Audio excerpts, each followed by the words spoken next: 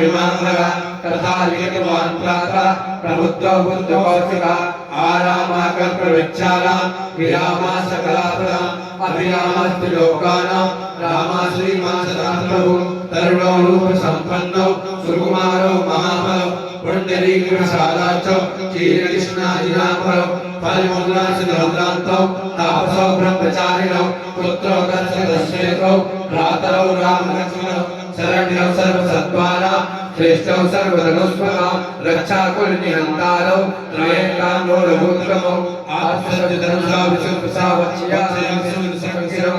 रक्षणाय मम राम लक्ष्मणां स्वागतापरि सदैव गच्छतां शरणतः कवचीभृङ्गी चाप्रमाणवदनो युवा गच्छन् मनोरथानस्य रामपादुसलक्ष्मणः रामो दासरथीसूरो लक्ष्मणेतानि च पदनित्यम् मद्भक्ता सध्यान्विता अश्वमेधादिकं पुण्यं सम्प्राप्नोति न संशयः रामं दुर्वादलश्यामं पद्माक्षं पीठवासं प्रीतवन्ति नामधेयज्ञे नते संसारयोधनः रामं लक्ष्मणपूर्वजं रघुवरं सीतापतिं सुन्दरं काकुत्स्थं करुणारमं गुणनिधिं विप्रप्रियं धार्मिकं कालेन्द्रं सत्यसङ्गं कसत्तनयं श्यामलं शान्तमूर्तिं वन्दे लोकाभिरामं रघुकुलतिलकं राघवं रामनारायणं रामाय रामभद्राय राम